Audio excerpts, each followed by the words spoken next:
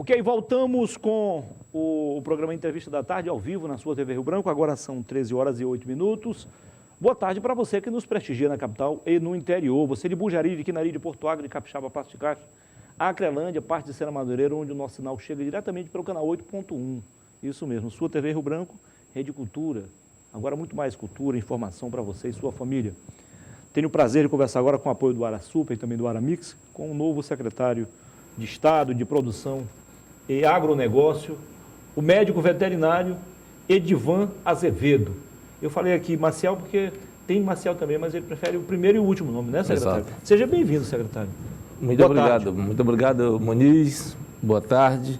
Só fazer uma correção, que não é o novo secretário, é o de novo secretário. De novo secretário, é porque o senhor entrou no segundo, o senhor foi o segundo nomeado, então, para a pasta, né? Nós começamos o governo em janeiro com o Paulo Vades, e depois, e ele tinha muitos títulos, né? Mas parece que não passava muito da teoria, né? Na prática não funcionou. O certo é que não deu certo. Desculpa a redundância, o certo é que não deu certo. E aí o senhor entrou no final do ano de 2019 ou no início de... no final, novembro de 2019. Novembro de 2019. E aí ficou o restante de 2019 e boa parte de 2020. Que até março de 21. 2021. Então ficou mais de um ano no cargo. A pandemia toda. A pandemia toda. Secretário, afinal de contas, há algo diferente entre a CEPA que o senhor deixou há mais de um ano e a nova CEPA? Olha, na verdade... CEPA, gente, é a sigla da secretaria. Né? Na verdade, eu estou me inteirando ainda, recebendo a gestão, né? Assumi ontem, estou fazendo um levantamento, né? Para ver o que tem de serviço feito nesse ano e um mês que estive fora da gestão e o que tem planejado, né? Que tem execução nesse momento e planejado para os próximos meses, para a gente fazer uma avaliação com a equipe do que pode ser aproveitado, da continuidade, né? Acredito até que o final da semana eu já tenho um panorama de como está a CEPA. Secretário, evidentemente que o senhor teve, em pouco mais de 2 anos, 3 surpresas, né? A primeira, quando foi nomeado, convidado para ser secretário, a segunda, quando foi exonerado, e agora, quando foi renomeado, quando foi convidado outra vez, é isso?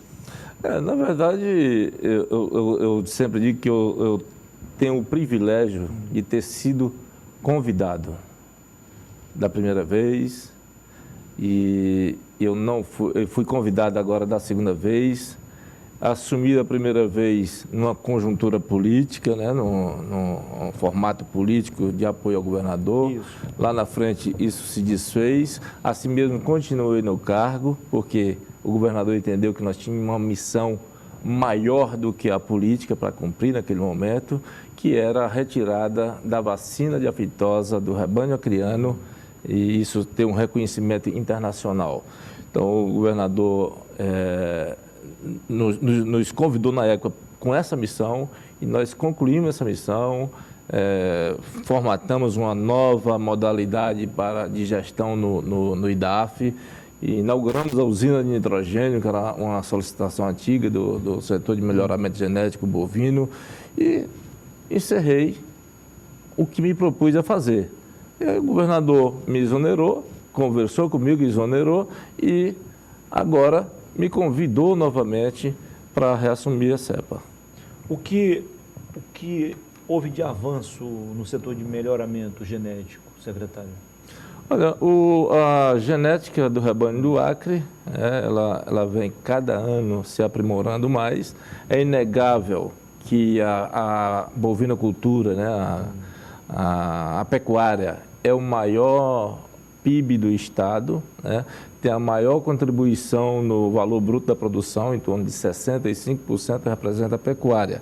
Tem um patrimônio em torno de 12 bilhões em bovinos na mão do produtor. São mais de 25 mil estabelecimentos que produzem, que fazem pecuária nesse estado.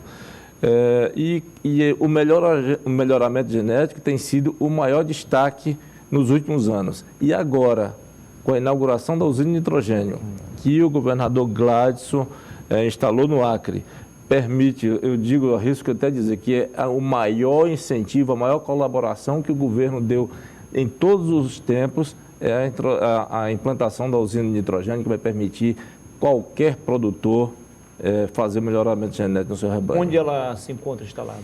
Ela foi instalada na minha gestão, em parceria administrativa, inclusive, com a UFAC. Quisemos botar na UFAC, porque é uma entidade federal, e para dar maior longevidade, para não depender muito do humor do secretário de plantão, né?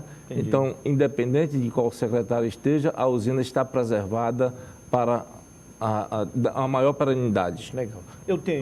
Nós temos outros assuntos aqui, não menos importantes, mas é bom lembrar também que o senhor, quando foi nomeado a primeira vez, o senhor, como o senhor falou, tinha um grupo político. E certamente a maior liderança desse grupo hoje é pré-candidata ao governo, ao mesmo cargo do governador, que é a deputada federal Mara Rocha. Como é que fica, então, a situação sua nesse caso, secretário? Nenhum problema. Eu sou um técnico da casa, né? Eu estou na CEPA desde Você é funcionário de carreira? 1988, ou seja, 34 anos. O meu compromisso sempre foi com o Estado e no momento que eu assumo um cargo de confiança, como disse secretário de Estado, o compromisso com o Estado continua e um compromisso com o governo. Sim. Então, eu estou lá como secretário de Estado, representando também um representante da aplicação da política pública do governo do Estado para a agricultura. A sua nomeação, secretário, foi um gesto de parceria demonstrado pelo governo em relação ao agronegócio do Acre? Claro, eu acredito que sim, né? Eu sou do movimento sindical rural, né? Eu sou presidente até então era o presidente do Sindicato Rural de Rio Branco, vice-presidente da Federação da Agricultura. Eu acredito que tudo isso corrobora, né? Para que é um gesto que o governador dá, mais uma vez, do que ele falou em campanha. Sindicato Rural Patronal, é isso? Sindicato Rural Patronal, Sindicato de Produtores Rurais. É um gesto, mais uma vez, que o governador dá para o agronegócio, que confia e que aposta que a produção é, sim, a ferramenta que nós temos para melhorar o desenvolvimento econômico do nosso Estado. Daqui a pouquinho eu vou conversar com lideranças também do agronegócio que lançaram uma pré-candidatura ao governo e ao Senado. E aí, como é que fica essa situação? Uma situação que não incomoda o governo. O governador tem demonstrado ao longo do tempo que é um democrata.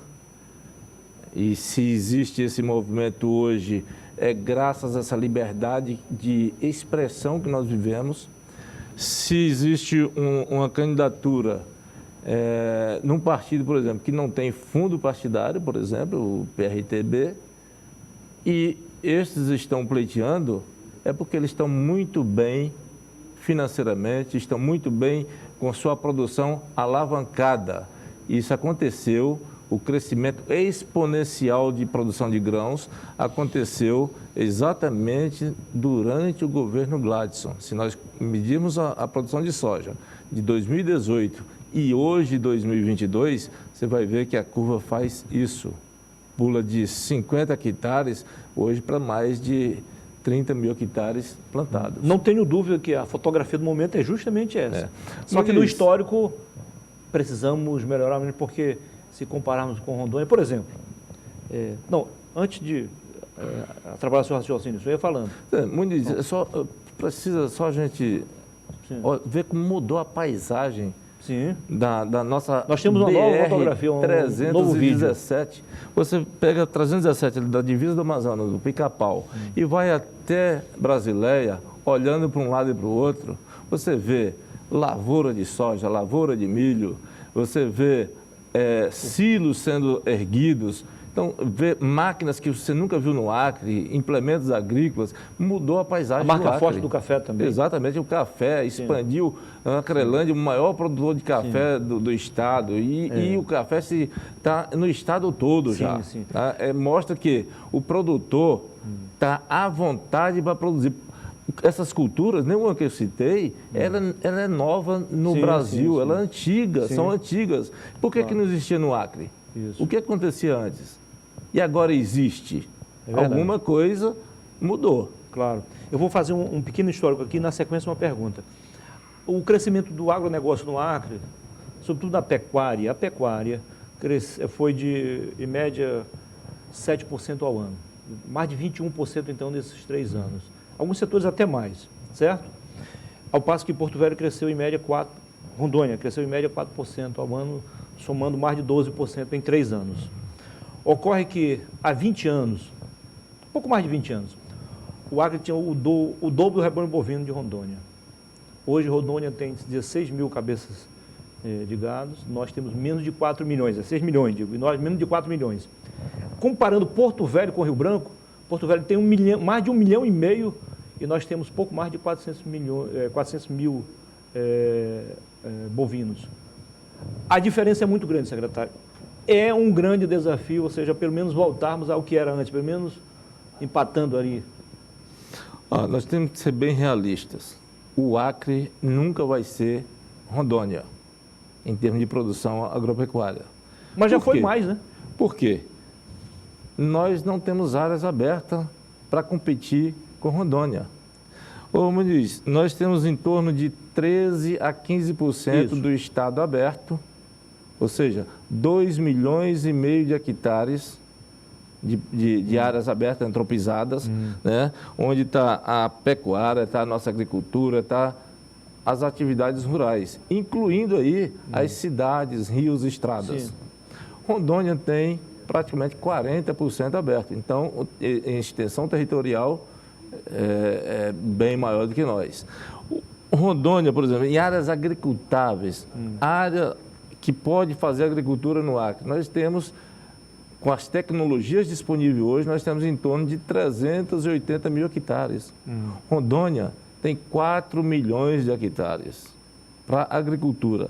Então, não é essa questão de nós querer ser igual a Rondônia. Isso não vamos ser nunca. Agora, nós podemos fazer práticas de agricultura, de pecuária, que podem sim evoluir cada vez mais e nos aumentar a produtividade por hectare. Tá, o senhor foi muito realista agora. Agora é importante saber o seguinte, secretário, para planejarmos o futuro, temos que ter a base no passado e no presente. Por que Rondônia cresceu tanto, a ponto de passar então do nosso nível e nós ficamos parados? Olha, a área territorial aberta e governos que fizeram a opção de produção, como Rondônia, e nós fizemos de produção agrícola, né, como Rondônia, e nós, nos últimos 20 anos que antecederam esse governo, o governo fez uma opção de extrativismo, de potenciais madeiríferos, né, que realmente não trouxe resultado econômico, né, a tal da florestania, né? E esse governo, sim, ele investiu, permitiu, licenciou para que o produtor rural pudesse fazer com liberdade o que quer. Por exemplo, quem quer plantar soja, planta o tanto que quiser, dentro da lei. O plantador de milho, a mesma coisa, o de café e etc. Então, é a questão de direção governamental.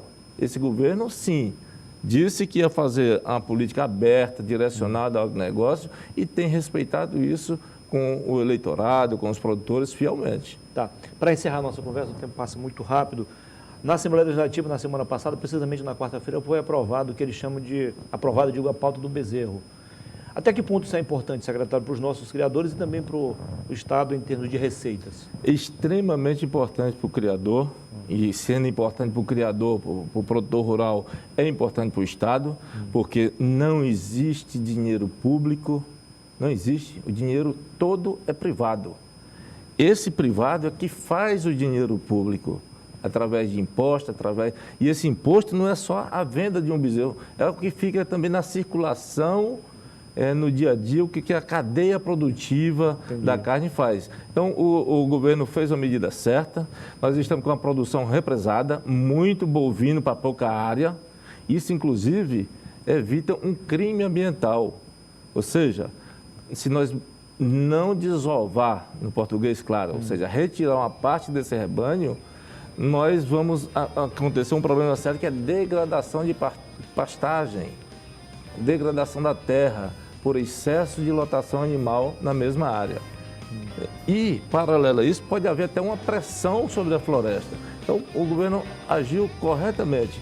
O que aparentemente se perde hoje em arrecadação está se ganhando indiretamente com a movimentação financeira que o comércio vai ter a partir da entrada do capital da venda desses animais para fora do estado.